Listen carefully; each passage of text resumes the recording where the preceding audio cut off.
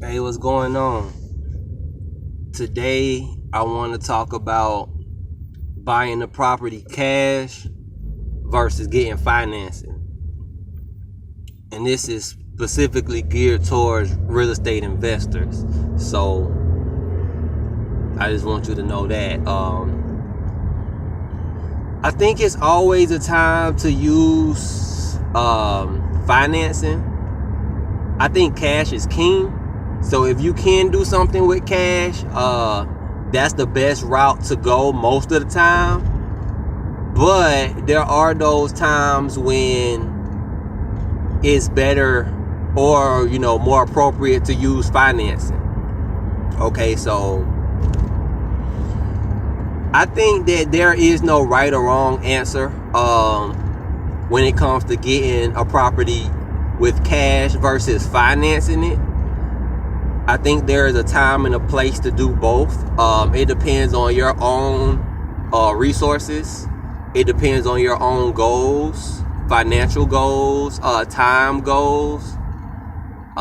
It's just a lot of factors. But I just kind of want to, I guess, do maybe like a verbal Venn diagram of pros and cons of doing both. Because I do have investments that were cash deals and investments that are financed. I will say this, and this is just my situation, and I guess moving forward, everything I'm going to speak to is going to be speaking to my business, my point of view, and it's going to be conducive to my goals. So I guess it's always going to be a little biased in how I look at things, but it's just offering a different perspective. But I'll say there are definitely benefits to doing both. Let's start with cash. So I remember at one point in time, I told myself I wasn't even going to get no more properties unless I could get it cash. So that should just kind of let you know what I would prefer to do if I had a choice. Of course, I would prefer to buy all my properties cash. And as a real estate investor, I would prefer for you to get yours cash too. One benefit to putting cash in is it gives you skin in the game. It gives you all the skin in the game, which is important because you have a lot of people who I guess don't really like real estate investing, or they've been there, they've done that, they've tried it, maybe they had a couple bad experiences, so they don't want to do it anymore. My first place, I bought cash, and it was my life savings. All the skin in the game. So at this point, this has to work. Like it ain't no options. Like this is all my money. So it gives you skin in the game, but then it also gives you the highest return on investment. Because if you spend all of your money, well, put it like this: if you buy a property cash and you don't owe anybody anything on it, that means all the rent money that's coming in, it goes directly to you. Like, and if your goal is to make money in this business, that's the number one way to make money, is to have the bulk of the rent money coming to you. The more people you have to pay, the less money is left for you. So whenever you finance a property, you're going to always, it's basically like you in partnership with the mortgage company. You're going to always have to make sure the mortgage company is good first. Like that's the number one even if something breaks, if it's, okay, say the rent $600 for the month and something broke that cost you $400. Before you pay that, you need to make sure you pay that mortgage man first. You got to pay him his $350 or however much he get first. And then try to figure out how you gonna fix whatever broke with whatever's left out of your money. That's how that goes. Like, whenever you take the mortgage man or mortgage lady as your partner in this thing, they like own 51% and you own 49%. Like, they get theirs off top, and whatever's left, then you get yours. So that's the thing with taking on a mortgage man as a partner. Not saying that it can't work. In a lot of times, a lot of cases, it's people's only entryway into it. They have to start with a mortgage, and that's fine. Like, because I understand houses aren't cheap. Investment properties, especially if you're talking about big boy multis, and we'll get into that later. That's my little term, but for big multifamily properties, I call them big boy multis. But anyway, investing ain't cheap. Buying property, buying real estate is the biggest investment most people will ever make in their life. So I understand taking on a partner, but if you don't take on a partner, ain't no overhead. You get all that bottom line is yours. So it's really no beating that. Like, you just can't beat that. Here's another thing with taking on a mortgage to get a property. You have to have somebody in there at all times. Otherwise, you start losing money. So you can buy a property cash and say it's vacant for 3 months. You ain't lose no money because you bought it cash already. I mean, the only expenses is maybe that you paying for insurance. That's it, you know. But if you have a mortgage on the property, mortgage man gonna have to get his money whether you have a tenant in there or not. So it's just extra stress. Like you panicking trying to find somebody to put in there. You ain't getting a chance to properly vet people like you should because you got that mortgage man over your head, and nobody wants to go through a foreclosure. Hell, a foreclosure is worse than never having a property at all. Having a foreclosure on your name, don't nobody want to go through that. So it's like once you take on that mortgage, you basically are agreeing for the next 30 years, in most cases, 30-year loans. For the next 30 years, you're agreeing every month you're going to have to pay that no matter what happens. And we know how life happens, but, you know, it's what you agree to when you take on the mortgage. But see, here's the thing about a mortgage. Sometimes a mortgage is the only way for you to secure a property when you don't really have the cash reserves. And see, that's what makes real estate so amazing. And that's why I wouldn't say to rule off getting mortgages to start your real estate investment business. Because real estate is one of those only assets where you could literally have, say, $2,000 to your name that you put in down payment to buy a property. And say you buy the property, and over the course of 5 years, you're steady paying down the mortgage. But let's say that your property rises, say, $30,000. In essence, you turned your $2,000 into about $30,000 in 5 years. You ain't really doing that with no other investments. Mutual funds, you're not doing that with. Putting your money just in the bank, you're not doing that with. Bonds, you're not doing that with. So one could, and this is just a hypothetical, one could literally have $2,000, say buy a property. The property rises in value 5 years later. You got $30,000 in equity in this property. If you wanted to, you could sell the property, get that $30,000 out, and turn around and just buy something $30,000 cash, and not even have a mortgage anymore. Like you can't flip up like that in other businesses, and you can't do that without that mortgage. With just $2,000 to your name, you can't do nothing. So, you know, mortgages can be important, and they can be a good way to get into this game and secure wealth. But I'll tell you the downside of a mortgage, and I'll tell you what happened to me on one of my particular investment properties. So I have a townhouse, and it costs about $65,000. And it's the only property that I have a mortgage on, other than another one I'm seller financed, but I'll tell you about that on another video. So with this particular property, so I paid $65,000 for it, and I'm able to charge $850 in rent. And my mortgage originally was only about $480. So in the beginning, it made some pretty decent return on investment, right? But what happened was considering the fact that this property isn't my primary residence, after a year, they realized like, oh wait, he don't live there. So they started taxing me at 6% instead of 4%.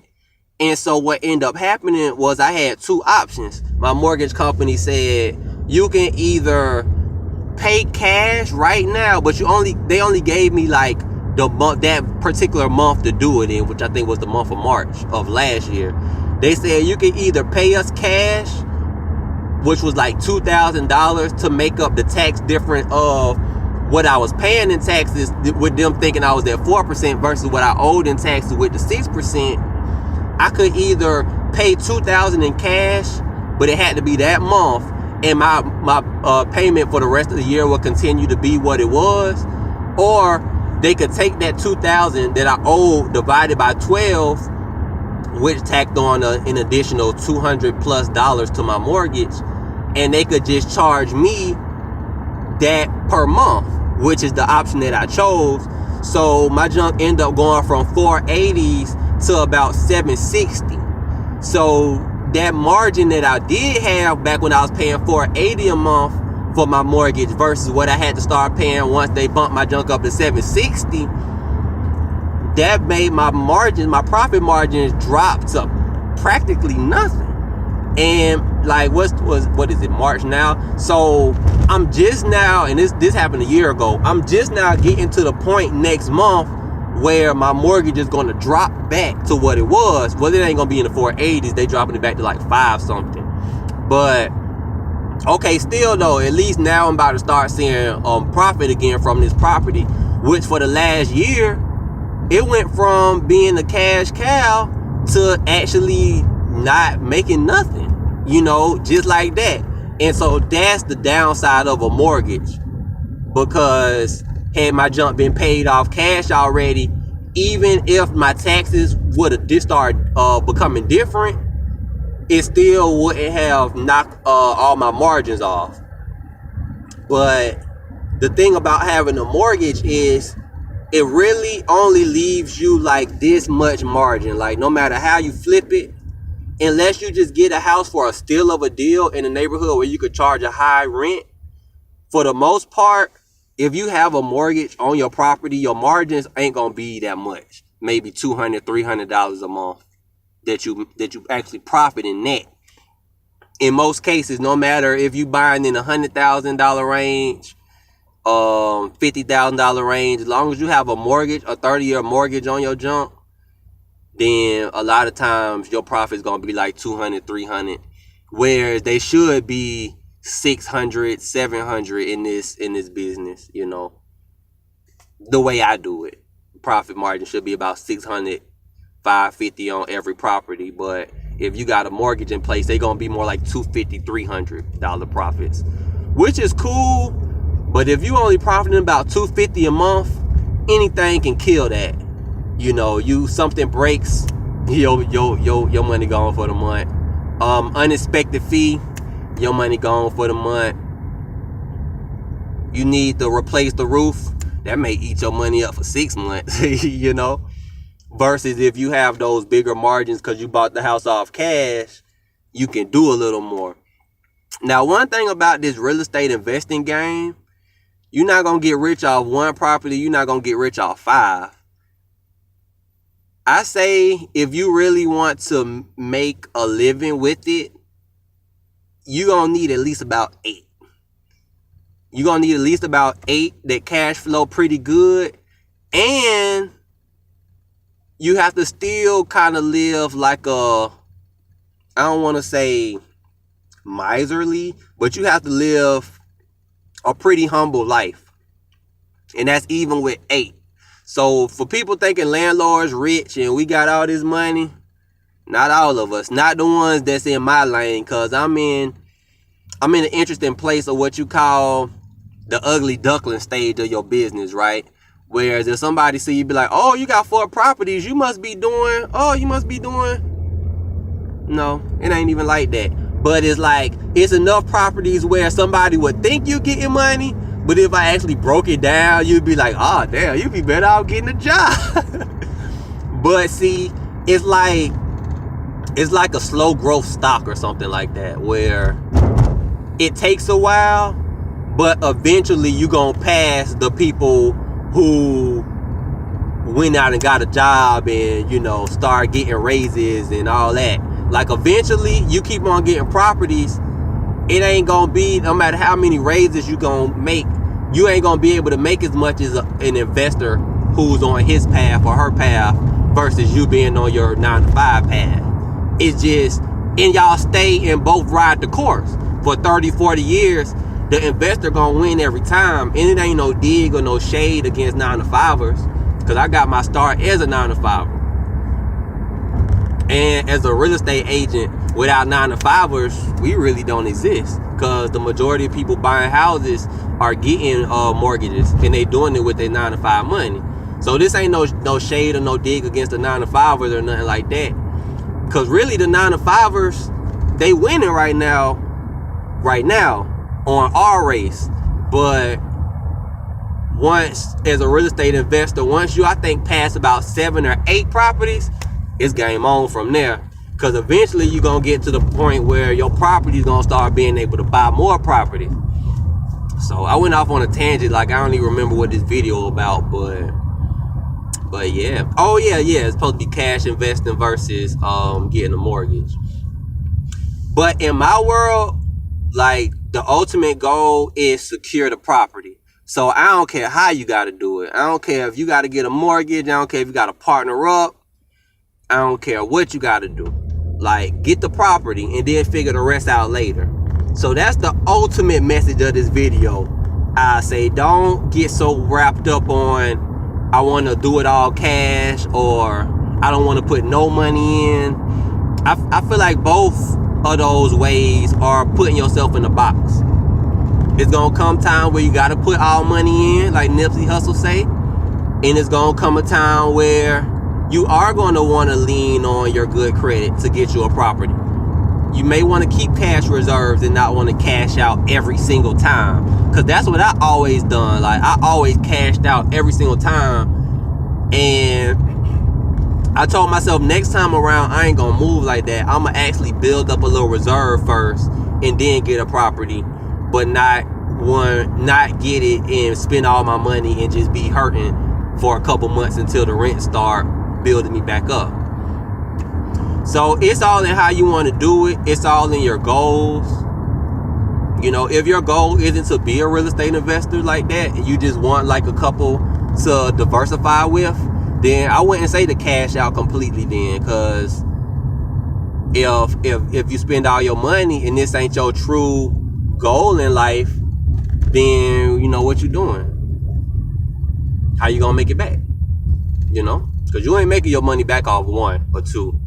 Nah, it's gonna take at least 8. Like I said, in my world, I'm thinking at least 8, because 8 properties at about $500 a month is gonna put you at about 40 G's a year, you know, after taxes and etc. And you could make 40 work. Now, you can't be balling, buying Porsches and, you know, going spending all your money at the club, but you can make it work. It'll be enough money where you can live in one of your properties and then take the rest and just save it, apply it to buy more properties. You know, it may take you a year and a half or 2 years to get another property, but, you know, just keep it going, and eventually you're gonna own 20, 30. Like I say, 30 kind of the pinnacle, because that means you're getting a check for every day of your existence, basically. That's my goal, but that's just me. Anyway, let's see, I'm at what, about 20 minutes? This is one of the longest videos so far. I just been rambling. So, you know, I hope everything I'm saying is resonating with y'all. I know I'm all over the place. And my teaching style may be a little different than others, but I'm hoping that you can look past some of that, like my chapped lips and my ashy hands, and really just take the message in for what it is and not so much for who it's coming from. You know what I mean? Anyway, God bless y'all. Until next time.